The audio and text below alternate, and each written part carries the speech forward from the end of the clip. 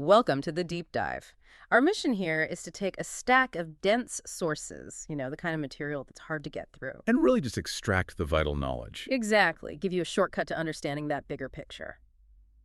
Today, we're doing a deep dive into the tragic case of Gabby Petito, and Brian Laundrie. Right.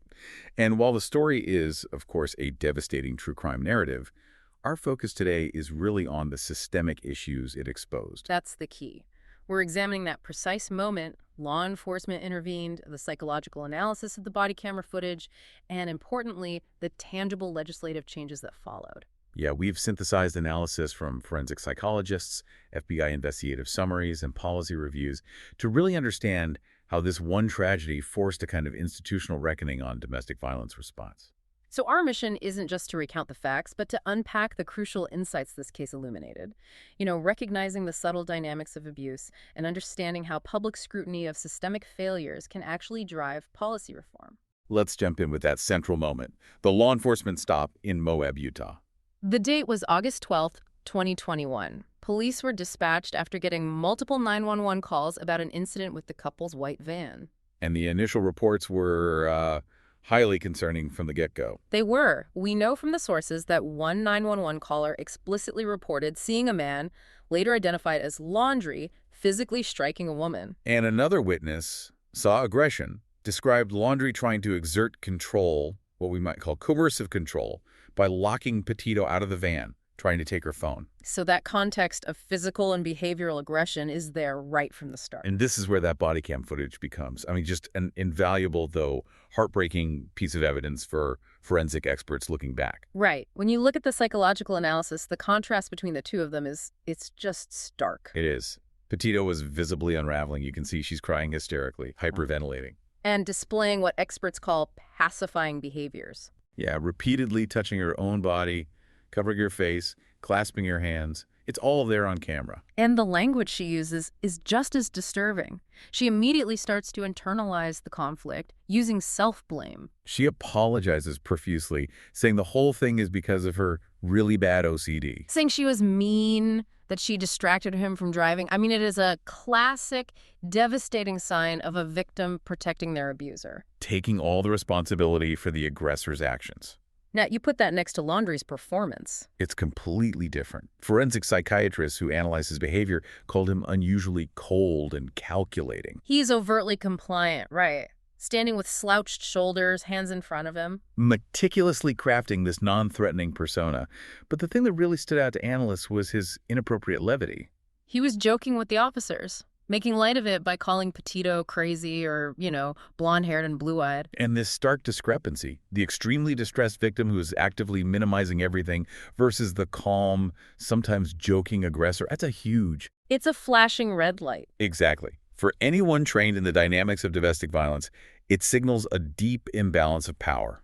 But here's the critical point. Despite all this visual evidence, the officers... they just didn't see it for what it was. And that's the crux of the issue. Laundrie's claiming he just pushed her away, but the officers saw marks on Petito's arm and face. And when they pressed her, she admitted she hit him first, but then disclosed that he had also grabbed my face. The visible injury was there, the witness reports were there, and yet the outcome was somehow already decided. The officers on scene classified the whole thing as a mental breakdown, not domestic violence. They actually classified Petito as the primary aggressor. Which resulted in no citation, no arrests for either of them, which, by the way, violated Utah state law at the time. They just separated them for the night. He went to a hotel, she kept the van. And that one decision, to categorize it as a mental health crisis instead of a domestic violence incident, it changed the entire trajectory of events. It prevented the use of mandated protocols. This failure to recognize the situation for what it was is really the pivot point of this whole story. And the subsequent external review of the Moab police's response was, well, it was scathing. It detailed very specific mistakes. Precisely. The investigator found they failed on multiple fronts. They didn't interview the original 911 caller, the one who reported the slamming. They failed to classify the incident correctly, despite her distress, despite the visible scratch on her face. And, most fundamentally, they violated that Utah law, requiring them to cite or arrest any person believed to have committed DV. The investigators' conclusion looking back was just damning. They said Petito was very likely a long-term victim of domestic violence. And that the act of grabbing her face was extremely personal, violent, and controlling, an attempt to make her shut up. So it confirmed what the video analysis suggested. Laundrie was the primary aggressor, a conclusion the officers failed to reach. And that systemic oversight gave Laundrie a critical pass. It let him continue the journey that we now know would end in tragedy. Which brings us to the deception timeline. Just a few days after that Moab stop, Laundrie flies back to Florida. Right, August 17th to the 23rd. The story was he was closing a storage unit. He left Petito in Utah. The last confirmed sighting of both of them together was August 27th in Jackson Hole, Wyoming. And we know from witness accounts at a restaurant there that Laundrie was aggressive toward the staff, and Petito was later seen crying and apologizing for his behavior. A final public instance of that same pattern, her self-blame, her protection of him. From that point on, it's a timeline of calculated deception. Laundrie seen hitchhiking alone on August 29th, telling people Petito was back at the campsite working on social media. And by September 1st, he's back in Florida, alone, driving her van. The FBI investigation confirmed the extent of what he did after the homicide. He used her debit card without authorization. He took over $1,000 between August 30th and September 1st. This wasn't incidental, it was theft. And the attempt to cover his tracks extended to their communications. He sent texts from Petito's phone after she was dead. Trying to create the impression she was still alive and traveling, he sent that highly suspicious no service in Yosemite text to her mother. It required a sustained, intentional effort to mislead everyone. It just completely contradicts any later claim of remorse or panic. Petito's remains were found on September 19th in the Bridger-Teton National Forest. The autopsy confirmed the cause of death was homicide. Specifically, blunt force injuries to the head and neck with manual strangulation. This was intentional violence. Laundrie, who had already been reported missing, was found dead on October 20th in Florida, a self-inflicted gunshot wound. Which brings us to that final and maybe most analyzed piece of evidence, the notebook. The notebook discovered near his remains. And analysts found that his handwritten confession, well, it wasn't a moment of clarity or remorse. No, not at all. It was just a continuation of his manipulative narrative. He claimed responsibility, but he immediately tries to frame the killing as a merciful act. He paints this whole scenario where Petito falls into a stream, gets a debilitating head injury, she's freezing, shaking, and begging for an end to her pain. He claimed he panicked and ended her life because he thought it's what she wanted.